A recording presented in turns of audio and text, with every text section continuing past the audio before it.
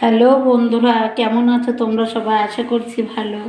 এই যে আজকে আমি রান্না করব সজনে ডাঁটা। এই দেখো, সজনে ডাঁটা বেশ কচি কচি আছে, একদমও কচি না আবার বুড়ো না, আছে মিডিয়াম সাইজের। সজনে ডাঁটা ভিতর আলু দেবো। এই যে আলুগুলো লম্বা লম্বা করে কেটে নিয়েছি, কেটে ধুয়ে নিয়েছি। সজনে ডাঁটা কেটে ধুয়ে নিয়েছি। আমি আজকে সজনে ডাঁটা চচ্চড়ি করব আলু দিয়ে। তার জন্য সরিষাও বেটে নিয়েছি ঝাল দিয়ে, আর এই যে টমেটোও কুচি করে নিয়েছি। এই সমস্ত কিছু দিয়ে আমি সজনে ডাঁটা চচ্চড়ি বানাচ্ছি। কড়া বসিয়ে দিয়েছি, সাদা তেল দিয়ে দিয়েছি, গরম হয়ে গেছে।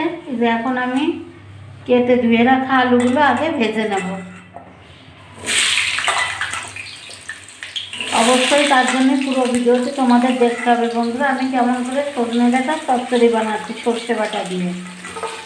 ভালো লাগলে একটা লাইক করে দিও। আর নতুন বন্ধুরা যারা এখনও সাবস্ক্রাইব করোনি, অবশ্যই আমার চ্যানেলটিকে সাবস্ক্রাইব করে দিও। আর ফেসবুক পেজ থেকে দেখলে সাবস্ক্রাইব করো, ফেসবুক পেজ থেকে দেখলে ফলো করে দিও, আর ইউটিউব থেকে দেখলে অবশ্যই সাবস্ক্রাইব করে। তাহলে এখন আমি ভিতরে একটু লবণ দিয়ে দিচ্ছি।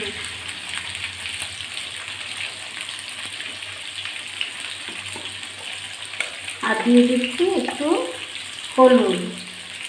আমি আলুগুলো লাল লাল করে ভেজে নেব। আলুগুলো আমি লাল করে ভেজে নিয়েছি। এবার আমি কেটে ধুয়ে রাখা সজনে ডাঁটাগুলো দিয়ে দিচ্ছি। সজনের ডাঁটা দিয়ে আমি হালকা করে একটুখানি ভেজে নেব।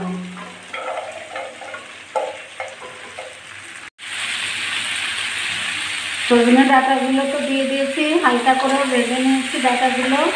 এবার আমি জলটা দেবো, তার জন্য জলের লবণটা স্বাদ মতো দিয়ে দিলাম। এবার পরিমাণ মতো হলুদ গুঁড়ো দিয়ে দিচ্ছি। আর টমেটোটা আমি পরে দেবো বন্ধুরা, আগে থেকে টমেটোটা দিলে হবে কি, ডাঁটাটা গলতে চাইবে না, ডাঁটাটা একটু কম গলবে, ওই জন্য আমি টমেটোটা পরে দেবো। এবার আমি একটু জল দিয়ে দেবো। তোমরা যে যেমন ঝোল পছন্দ করো, কেউ মাখো মাখো করতে পারো, আবার কেউ একটু গামাখা ঝোলও রাখতে পারো, সেই আন্দাজে জলটা দিতে হবে।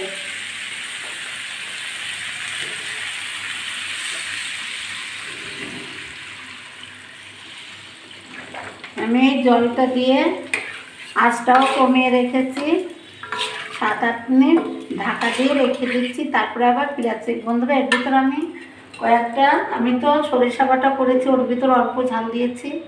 আর এই যে কাঁচা লঙ্কা লালটা আমি কয়েকটা চিড়ে রেখেছিলাম, এখন দিয়ে দিচ্ছি এর ভিতরে। সরিষাটা আর টমেটোটা আমি পরে দেবো,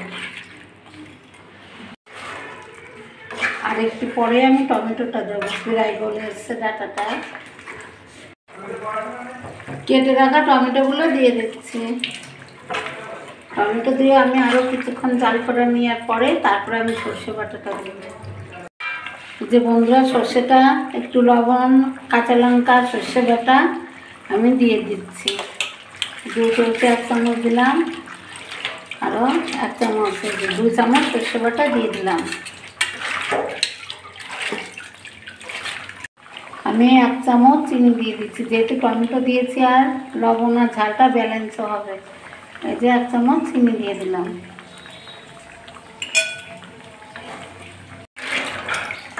এই দেখো বন্ধুরা, সর্ষে বাটা দিয়ে আমার সজনে ডাঁটা চচ্চড়ি একদম কমপ্লিট হয়ে গেছে।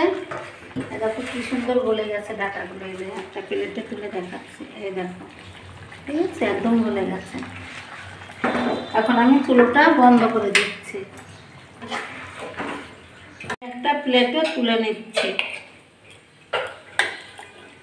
কি সুন্দর একটা গন্ধ বেরিয়েছে বন্ধুরা। আর এই টমেটোটা দিলে পরে রান্না, এই টমেটো দেওয়াই লাগবে সজনে ডাঁটা চচ্চড়ি খেতে গেলে। যেটুকু ঝোল দেখছো না বন্ধুরা, ঠান্ডা হলে আরও বসে যাবে। বন্ধুরা দেখলে তো আমি সর্ষে বাটা দিয়ে আর একটু আলু দিয়ে সজনে ডাঁটা চচ্চড়ি করে ফেললাম। কেমন করে দারুণ লাগে। আর টমেটোটা মাস্ট দিতেই হবে, তাহলে স্বাদটা দ্বিগুণ বেড়ে যায় বন্ধুরা। তাই এরকম করে তোমরা বাড়িতে বানিয়ে খেও, আর কমেন্ট করে আমাকে জানিও কেমন হয়েছে। ভালো লাগলে একটা লাইক করে দেখা শুরু করে দিও। আর কমেন্ট করে অবশ্যই জানাবে বন্ধুরা। আর নতুন বন্ধুরা যারা এখনও সাবস্ক্রাইব করোনি, প্লিজ প্লিজ আমার চ্যানেলটিকে সাবস্ক্রাইব করে দিও। আর ফেসবুক পেজ থেকে দেখলে অবশ্যই ফলো দিয়ে আমার পাশে থেকো। ঠিক আছে বন্ধুরা, সবাই ভালো থেকো। আজকে এ পর্যন্ত, টাটা সবাইকে।